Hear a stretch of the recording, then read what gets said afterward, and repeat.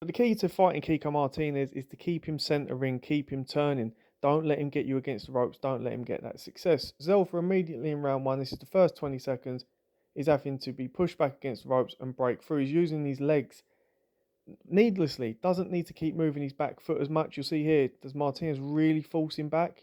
No, but he's ending up having to break through. He's fortunate that Martinez doesn't cut off the exits, so he's able to break through. But he's allowing him to have scoring shots here. Round two, he doesn't come out centre ring. He stays in his corner. Now he's on the outside. He's having to bounce. He's having to move. Yes, he lands a jab here. He doubles the jab and he lands one.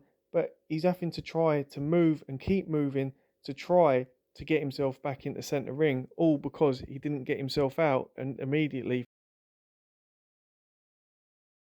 I feel that Self has fallen in love with his power. He's an aggressive counterpuncher. He holds his hands in a lowish position because he wants to see things. He wants to be able to entice his opponent in order for them to come forward and open themselves up like this. He parries that jab, he shifts back, and then he lands a left hook, countering the right hand to the body.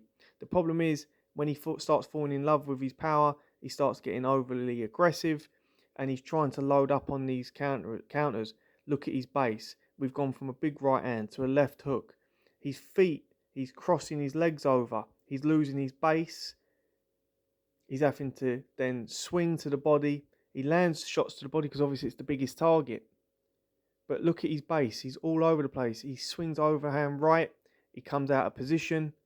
He then gets jabbed, pushed back. He's now square. He's lost the control. He's lost the momentum. And now he's getting pushed against the ropes and having to accept a negative defensive position, a defensive posture against the ropes. With Kiko Martinez, that's where he wants you. That's where he wants you against the ropes. He wants to be able to land to your body to slow you down.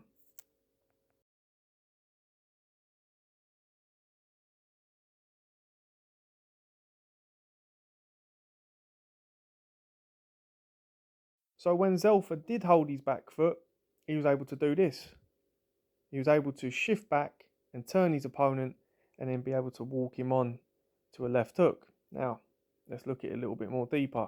He's got more space behind him. He hasn't got the ropes. He's able to shift back, that little shift back, turn him with the left lead glove, control the body of Martinez. Now there's distance between them.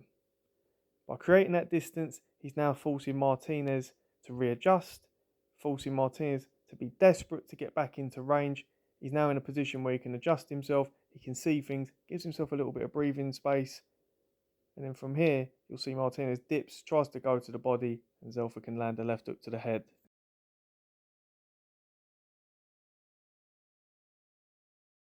Especially against guys that are his size, that have got the wingspan, they don't need to get into mid to short range to land. They can land at will from long range if they want to. Guys with better boxing skills, quicker feet, he's going to have to start working on it because at this moment in time, I see him fighting smaller guys and he struggles with that. Sometimes taller fighters will struggle. But he's up against Eric Donovan, he's up against Kiko. Kiko's past his prime. Still not a bad fighter at all, as we saw on Saturday night, but he's past prime.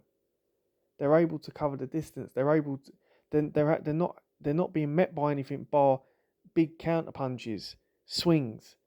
See, for me at this moment in time, I see Zelfa Barrett as a fighter that I've always been a fan of. I've touted for a long time. Even after the Ronnie Clark defeat, it never stopped me believing that this guy's got ability. But I've got to say it, I don't see an improving fighter at this moment in time in the ring on fight night.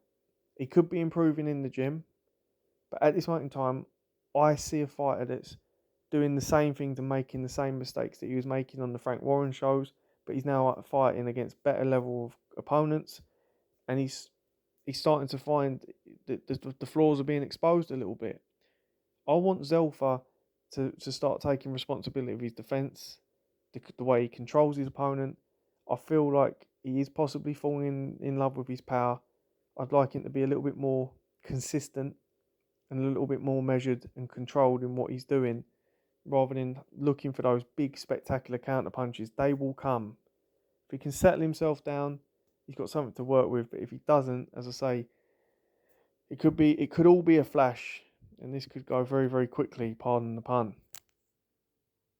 Anyway, people, I'm out. Please let me know your thoughts in the comment section below. Please like, share, and subscribe, and interact with me on these videos, because otherwise, I'm not sure if people actually like the breakdowns with the technical analysis. Otherwise, I'm pissing in the wind essentially. Let me know if you like it.